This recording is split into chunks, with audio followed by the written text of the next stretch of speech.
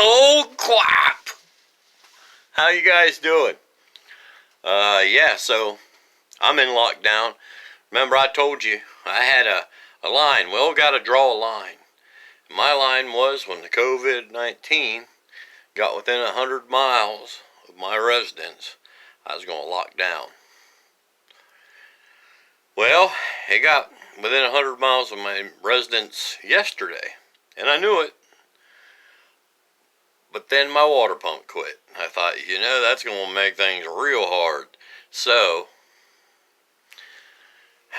maybe stupid, but I went out. I went to the hardware store today, and I had to buy a water pump, and John had noticed that the tank was leaking. I hadn't even noticed that.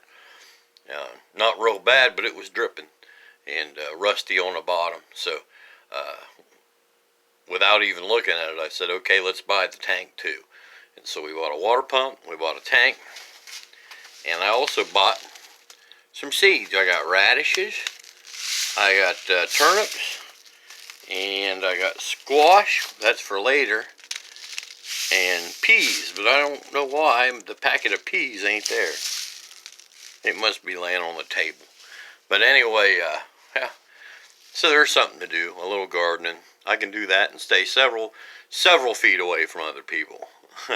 Miles away from most people. But yeah, the school, all Ohio schools are closed starting Monday for 3 weeks. My boy has to go to school tomorrow, and then he's off 3 weeks. So finally, I think people have realized it's time to take it seriously. I'm watching people go through the what do you call it? 6 stages of acceptance or whatever. A lot of people were in denial just yesterday, and now they're panicking, and panic buying. The stores are empty all over, and well, there's still a few things on the shelves, but the crazy stuff. Toilet paper's all gone. Hand sanitizer, that was the first thing I noticed. Hand sanitizer was gone. But yeah, people going into a rage of panic. But yeah, we'll get through this. We'll get through this. It ain't going to be easy, and it ain't going to be fun. But common sense. Stay away from people. Wash your hands. Remember that 80% of us will get over it just like the flu. And try to avoid getting it as long as you can, so that we can let the hospitals cope with the influx of patients they have coming in. I was talking to a guy earlier today. He was saying, let's just get it and get it over with. I'm like, if everybody had that attitude, and say you were out on your motorcycle and you're in a wreck, and you could be fixed or die, that hospital's full because everybody said, let's get it right now and get it over with. And they're going to have to turn you away, And that's the whole thing. I mean, it's not just about how many people needs to go to the hospital because of the COVID-19 pneumonia. It's also about everyone else that needs help. People are having heart attacks and strokes, and people are in car accidents, and people are running over their feet with the lawnmower, and they all need some help. And if we are in there, packing the place full because we got the COVID-19, then a lot of people are going to get turned away. And it might not always be life and death, but it could definitely be a lot worse than what it needs to be. So let's think about this a little bit. We need to self-isolate. We need to stay away from people as much as possible and try to slow this thing down. Yeah, It's not inevitable. We won't absolutely all get it, no. But a lot of us are going to get it, no matter how hard we try not to.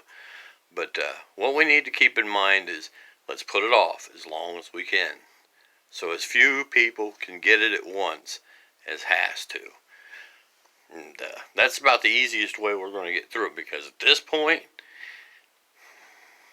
it's serious. So anyway, don't panic. Don't panic. Ain't no sense in that. Just take it easy. Stay at home. I know some of you can't. I mean, I feel for you.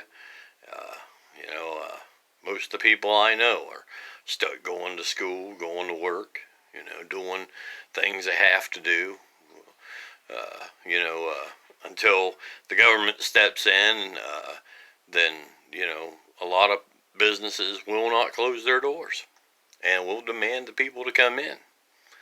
And that sucks. It sucks. It's not thinking about themselves or anything but money, But, money ain't going to matter. Money ain't going to matter, possibly, in 2 or 3 weeks.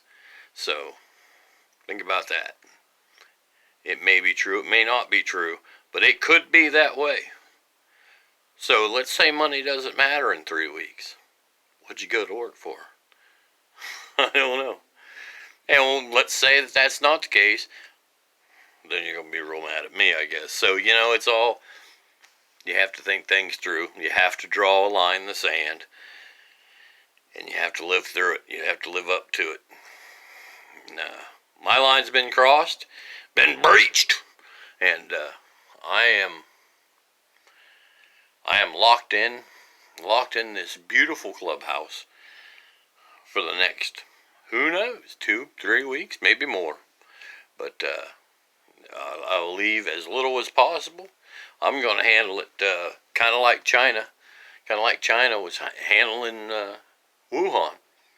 If you have to go somewhere to get something, take every precaution you can and do it as little as possible.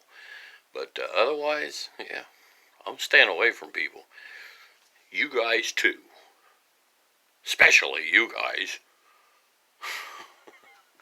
Anyway, I hope you're all good out there. Everything's fine over here at the clubhouse. And I'll try to keep everything in repair for you, because you're going to get better and you're going to want to come visit us. So we better keep everything tip-top shape. See y'all later. Thanks for watching. Jack Wipes.